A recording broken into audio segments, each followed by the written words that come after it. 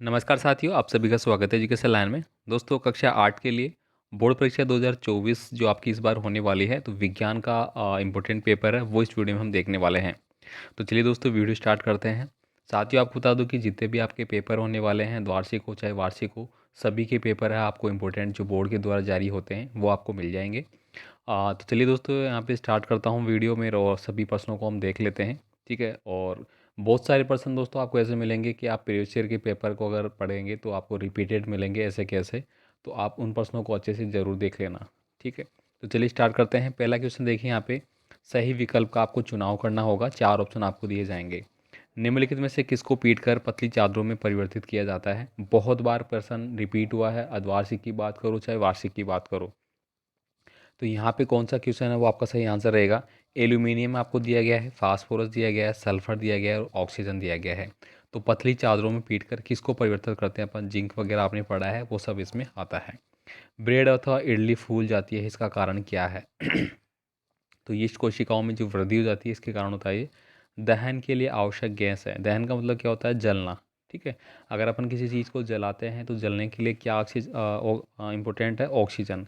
जब तक उसको ऑक्सीजन नहीं मिलेगी वो जलेगी नहीं है। ठीक है। तो यहाँ पे ऑप्शन नंबर बी रहेगा मेरा। आगे देखिए, अगला क्वेश्चन है मेरा। अगला क्वेश्चन में आप टिक करेंगे यहाँ पे। अलैंगिक जनन है वो किस में होता है? दोस्तों, मेंढक में, मछली में, सांप में, हाइड्रा में। तो यहाँ पे क्या आ जाएगा? आपका हाइड्रा सही आंसर हो जाएगा। निम्नलिखित में से कौन सूर्य का ग्रह नहीं है? सूर्य का ग्रह का मतलब है कि जो सूर्य के चक्कर लगाता है, सीधी सी बात है। तो पृथ्वी है, ये हम जानते हैं। ठीक है। सीरियस, शनि और बुध, 4 ऑप्शन दिए गए हैं। देखिए, पृथ्वी के सबसे करीब, सॉरी, सूर्य के सबसे करीब है हमारा बुध ग्रह रहता है। ठीक है। पृथ्वी है, शनि है, सीरियस है, कौन सा नहीं है वो आपको इसमें बताना होगा। नेक्स्ट देखिए, यहाँ पे रिक्त स्थानों वाले जो क्वेश्चन है, आपको इनके रिक्त स्थान की फिल अप करना है। आप देख पा रहे होंगे कि मैं कई प्रश्नों के आंसर आपको नहीं बता रहा हूँ, तो ये इसीलिए नहीं बता रहा कि आपको इसको क्या करना है, खुद से तैयार करना है। ज़्यादा से ज़्यादा क्वेश्चन आपको खुद से भी तैयार करना है, ताकि आप एक क्वेश्चन के आंसर को सर्च करेंगे तो आपको 3 क्वेश्चन के आंसर वहाँ पे मिल जाएंगे। ठीक है। आपके पास वक्त है।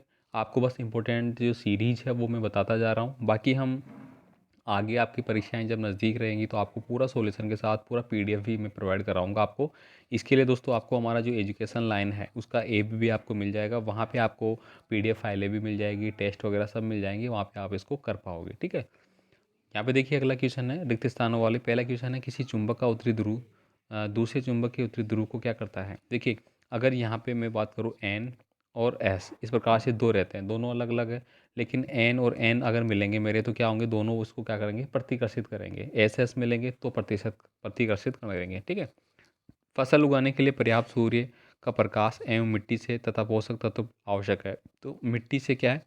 मिट्टी की जो उर्वरक क्षमता है, उर्वरकता है तथा पोषक तत्व है, ये सारी उसमें आवश्यक होनी चाहिए। संश्लेषित रेशे कच्चे माल में संश्लेषित किए जाते हैं, जो क्या कहलाते हैं? टाइफाइड रोग किसके द्वारा होता है? देखिए, टाइफाइड जो रोग है वो किसके द्वारा होता है? वो आपका मतलब अपन अलग अलग बोलते हैं कि वो जीवाणु जनित रोग होता है, वायरस जनित रोग होता है, प्रोटोजोआ जनित होता है, किस प्रकार का होता है वो आपको यहाँ पे टिक करना है। इसके बाद देखिए, अगला है अति लघुतात्मक प्रश्न। ऐसे 2 उदाहरण दीजिए जिनमें लगाए गए बल तथा वस्तु की आकृति में परिवर्तित हो जाए। तो दोस्तों, आपको पता है कि जो हमारा एक तो होता है रासायनिक, एक होता है भौतिक परिवर्तन। ठीक है। तो भौतिक परिवर्तन के अंतर्गत ये आती है। अब यहाँ पे आपको बताना है कि कौन सा बल होगा। ठीक है।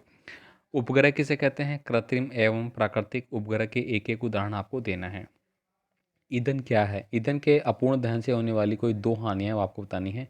निषेचन किसे कहते हैं? कितने प्रकार का होता है? ये भी हमने पढ़ा था कि एक कोशिका निषेचन, 2 वगैरह। ठीक है।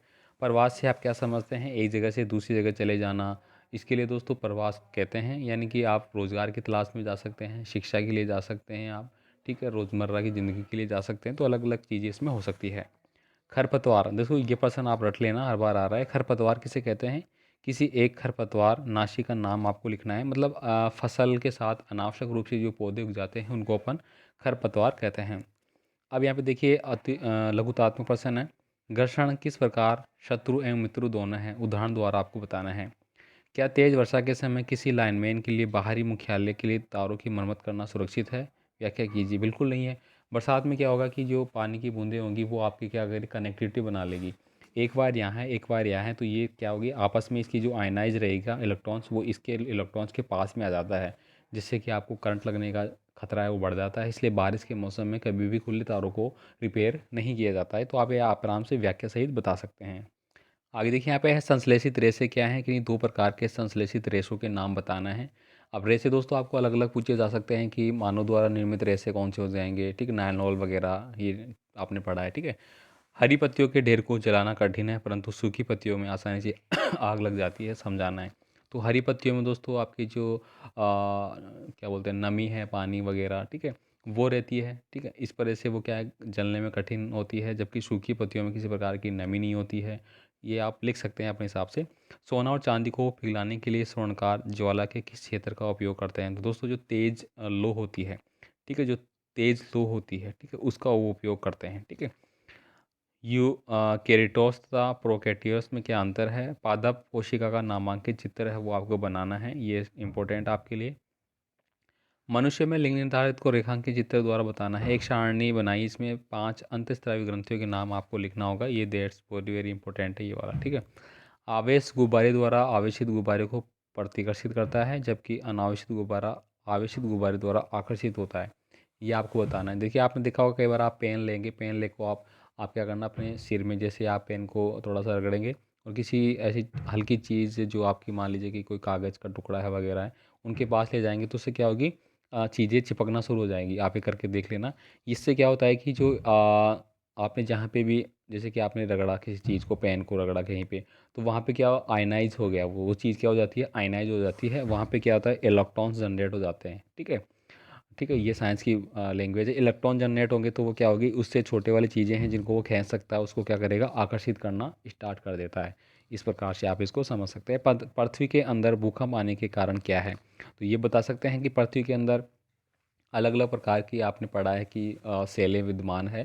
जैसे कि आपने पढ़ा है आग्नेय चट्टान हो गई, कायांतिक चट्टान हो गई, ठीक है, इस प्रकार की चट्टानी होती है, ठीक है। तो ये अलग अलग लेयर बनी हुई है और वहाँ पे क्या होता है कि बहुत ज़्यादा जो हीटअप हो जाता है, यानी कि गर्मी मान लीजिए या फिर कोई भी इस प्रकार की संपीड़ित गैसें हैं वो बहुत ज़्यादा हो जाती है और उनको स्पेस नहीं मिल पाता निकलने के लिए। तो उस क्षेत्र में क्या होती है कि वो वहाँ से क्या करती है, निकलती है, निकलेगी तो उस एरिया को क्या करती है, वो हिला देती है। ये भूकंप की घटनाएं होती है इस प्रकार से। आगे देखिए ध्वनि प्रदूषण किसे कहते हैं? ध्वनि प्रदूषण को नियंत्रण करने के उपाय है वो बताना है। अश्रव्य और श्रव्य ध्वनि किसे कहते हैं? देखिए अश्रव्य और श्रव्य ध्वनि क्या होती है? मनुष्य के लिए मैं बात करूँ तो 20 से लेके 20 हट किलो हज़ार हर्ट्ज तक रहती है, ठीक है। इतनी ध्वनि जो होती है वो मनुष्य के द्वारा सुनी जा सकती है। इससे जो कम वाली है वो मनुष्य नहीं सुन सकता, इससे ज़्यादा वाली सुनेगा तो कान के पर्दे फट जाएंगे, ठीक है, ये होती है। बाकी जो छोटी है वो जैसे कि चमगादड़ वगैरह हो गई, कुत्ते बिल्ली वगैरह ये सुन लेते हैं, ठीक है। तो इसके बारे में आपको रिफाइन करना है ये चीज़, ठीक है। नेक्स्ट क्वेश्चन देखिए यहाँ पे मानव नेत्र का सचित्र वर्णन करना है। आप नेत्रों की देखभाल कैसे करेंगे, इंपॉर्टेंट है, कर लेना, ठीक है। मानव नेत्र का हो गया और जो हमारा तंत्रिका तंत्र है वो वाला क्वेश्चन हर बार आता है हमारा, ठीक है। दोस्तों आपसे रिक्वेस्ट करूंगा भी इसमें प्लीज़ चैनल को सब्सक्राइब जरूर कर लेना और जो भी वीडियो के रिगार्डिंग कोई आपका कमेंट आप मुझे कमेंट कर सकते हैं व्हाट्सअप पे, टेलीग्राम पे, कहीं पे भी, इंस्टाग्राम पे भी आप मुझे कमेंट कर सकते हैं, ठीक है। आप देखिए अगला क्वेश्चन है, क्या परावर्तित प्रकाश को पुनः परावर्तित किया जा सकता है? बहुप्रतिबिंब का दैनिक जीवन में उपयोग आपको बताना है, ठीक है। आगे देखिए धातुओं की अघात वर्धनीयता के गुण को आपको समझाना है। That's very very important person आपके एग्जाम के लिए, बोर्ड के लिए। धातु और अधातुओं के ऑक्सीजन और जल से अभिक्रिया को आपको लिखना है, ठीक है। जल प्रदूषण किसे कहते हैं? देखिए प्रदूषण वाले आपके बहुत सारे क्वेश्चन हो गए। जल प्रदूषण हो गया, वायु प्रदूषण हो गया, ध्वनि प्रदूषण हो गया, मृदा प्रदूषण हो गया, यानी कि ये चीज़ें सारी 4-5 है, इनको रट लेना। 100% आपका एक आपको 5 नंबर का क्वेश्चन मिल जाएगा, ठीक है। अब यहाँ पे देखिए टिप्पणी लिखनी है। टिप्पणी कोई भी हो सकती है, ठीक है। गंगा का कार्य हो गया, ताजमहल प्रदूषित क्यों हो रहा है, ठीक है, जो अम्ल वर्षा होती है उसकी रिगार्डिंग वगैरह सारी चीज़ें, ठीक है। तो ये दोस्तों कक्षा 8 के लिए विज्ञान का जो अति महत्वपूर्ण पेपर है जो बोर्ड के द्वारा जारी किए जाते हैं वो मैं आपको डिस्कस कर रहा हूँ। फिलहाल हम डिस्कस करते रहेंगे सभी सब्जेक्ट को लेके, सभी सब्जेक्ट के इंपॉर्टेंट प्रश्नों को लेके, ताकि बोर्ड एग्ज़ाम जो आपका रहेगा उसमें आपको कोई दिक्कत नहीं होगी। बहुत सारे विद्यार्थी कमेंट भी करते हैं कि सर हमारी ज़िंदगी का सवाल है, जो आप बता रहे हैं वो सही है या गलत है। तो देखिए आप इतने बड़े हो गए हैं, आप खुद समझ सकते हैं और बाकी चैनल पे आपको कभी भी मिसगाइड नहीं किया जाएगा। जो चीज़ है वो ही बताई जाएगी। ऐसा नहीं है कि जो चीज़ है ही नहीं मैं आपको ज़बरदस्ती कहूँगी नहीं ये तो करना ही करना है, ऐसा बिल्कुल भी नहीं बताया जाएगा। आप अपने सिलेबस के हिसाब से मिलान कर सकते हैं, ठीक है। और कोई भी डाउट है तो आपको कमेंट कर सकते हैं, कोई दिक्कत नहीं है, ठीक है।